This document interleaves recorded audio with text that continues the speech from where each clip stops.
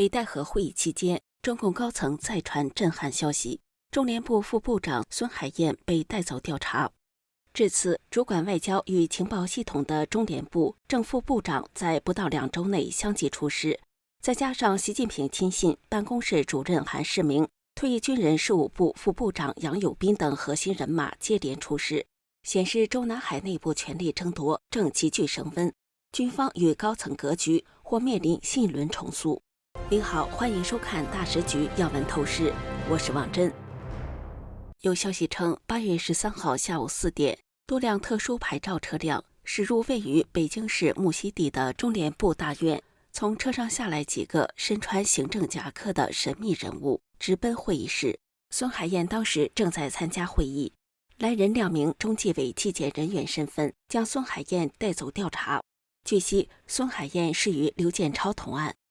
中联部主管对外政党关系与国际交流正副部长先后被查，意味着在外交、政党外交、情报及资金链等方面可能出现重大问题。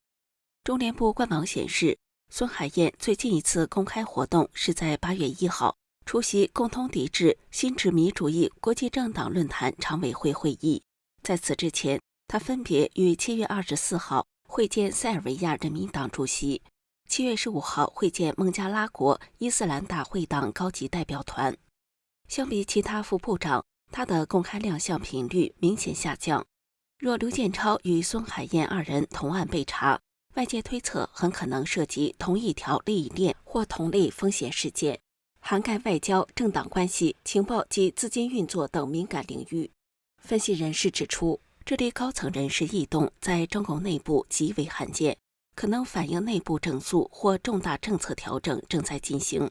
后续情况仍需进一步观察，其影响也可能延伸至中联部对外政党外交的整体运作及东南亚事务的布局。中南海近期不断传出中共高层被查被抓的消息。此前，中共中央对外联络部部长刘建超、退役军人事务部副部长杨友斌相继被调查。国营保监会主席郭树清也传出调查传闻，而中共党魁习近平的办公室主任韩世明甚至被曝遭军方抓捕。这一系列事件显示，反习派与习派之间的权力争夺正进入白热化阶段，高层人事动荡加剧，中共核心权力体系面临前所未有的震荡。8月10号，《华尔街日报》报道，中央对外联络部部长刘建超在7月底结束海外访问，返回北京后被当局带走调查。刘建超长期被视为中共外交部未来的热门人选，同时也是习近平极为信任的情报头子，掌握中共海外信息网络和情报系统，负责党内机密事务。刘建超长期参与对外高层接触、机密谈判，以及对海外华人和境外机构的情报收集，是习近平在外交和情报领域的重要依托。旅美学者吴作来在 X 平台发文称，刘建超可能因在海外与美国总统助理密会而被举报，其行动被视作对习近平权力的直接威胁。日本资深媒体人石坂明夫认为，刘建超身为正部级官员，前途看好，不太可能主动泄密，因此被抓更可能是反习派针对习派核心力量的政治动作。多条网络视频显示，刘建超被带走过程严密，发生在晚间，周围安全措施明显加强，凸显事件敏感程度。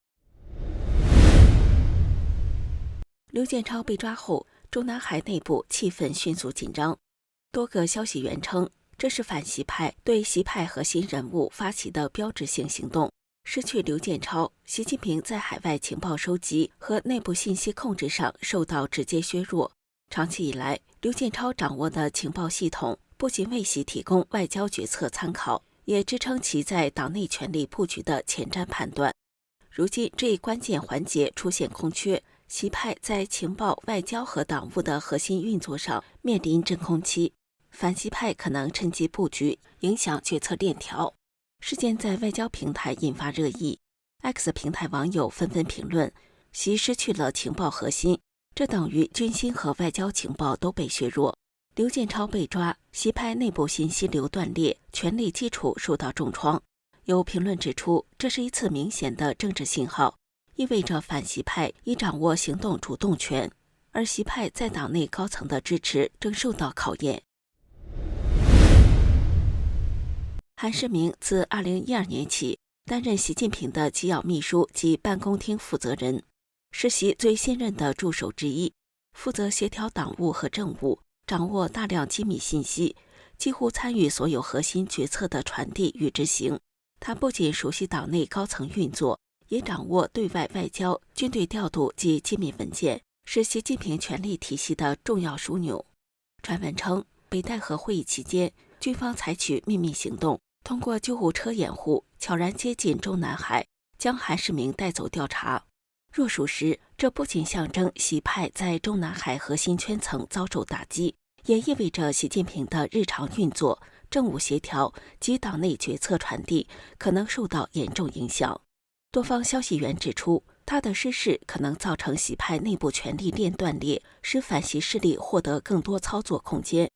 网络舆论对此事件反应强烈，在 X 平台上，网友纷纷评论：弱势派都敢出手，这回习也不轻松了。另一位用户写道：韩世明被抓，习派就缺了顶梁柱，后续谁掌握军权还不确定。还有评论指出，这可能是一次高层权力洗牌的先兆，意味着习近平在党内支持基础正面临考验。韩世明长期参与高层决策和机密信息传递，是习派在中南海的中枢人物。若失去他，习不仅在党务协调上受到限制，还可能影响对军队及安全系统的掌控能力。多条海外自媒体和 X 平台消息认为，此举可能是反习派在北戴河会议期间有意打击核心助手，以削弱习的决策与行动能力，为后续权力布局创造条件。8月11号，正式免去杨友斌职务。杨友斌曾长期在东部战区陆军担任多支部队政工部门重要职务，是习近平的嫡系力量之一，长期负责政治工作和军队思想管理，被认为是习派在军中掌控政治力量的重要枢纽。港媒《星岛日报》报道，杨友斌曾与已落马的中央军委原委员苗华共事，在军中政治工作系统积累丰富经验，是军内政工系统的重要成员。他的职务调整与免职被外界解读为军方针对习派力量的行动，也显示了反习势力在高层权力斗争中正采取果断措施。分析认为，杨友斌的免职与北戴河会议期间中南海高层的密集动作有关，显示党内权力斗争已进入白热化阶段。此前，类似习派核心人物如刘建超、韩世明也传出被抓或失事的消息。杨友斌事件进一步凸显了军权与政治权力的紧密交织。海外自媒体和 X 平台网友热议，习派军中少了顶梁柱，局势对他不利，反习势力动作频繁，这场斗争进入了关键期。外界流传，张又侠曾主导逮捕习近平军中心腹力量苗华和卫东等人，东部战区31军及其他习家军系统高层将领相继落马，显示军方在关键岗位已建立实际控制力。有消息称，习近平贴身卫队已被军方人员替换，办公室主任也换人，显示其行动受限。北京三环内近期传出半个月戒严计划，明显超出阅兵安保常规。北戴河与北京的同步动作表明，军方已明确态度，总书记或总理人选可岛内讨论，但军委主席必须获得军方认可。经历10年高度集权后，军方不再容忍一位习氏人物掌握军权，也不愿让个人来决定军队高层人事。社交媒体 X 平台网友对事件讨论热烈，一位用户写道：刘建超被抓，习派信息链断了，军方在动手，局势太危险。另一条评论说，韩世明传被抓，这意味着习在中南海的核心支持被削弱，军方主导权力已明显。还有网友分析，密集抓人，习派和反习派剑拔弩张，不是普通人能想象的政治博弈。多条评论显示，外界普遍认为中共高层正经历罕见的权力震荡。网友认为，密集出事或逮捕不仅针对习派，也显示军方和反习派已经不再忍耐。部分评论指出，这是一次看不见的政治清洗，习在军权和党务上都受制。目前，中共官媒对刘建超、郭树清、杨友斌和韩世明事件未做官方报道，信息真伪难以完全确认。但从 X 平台、海外自媒体和各方爆料来看，高层权力斗争已经明显升级，军方动作、北戴河布局以及特务系统核心人物被抓传闻，都显示习近平的权力体系正面临重大挑战。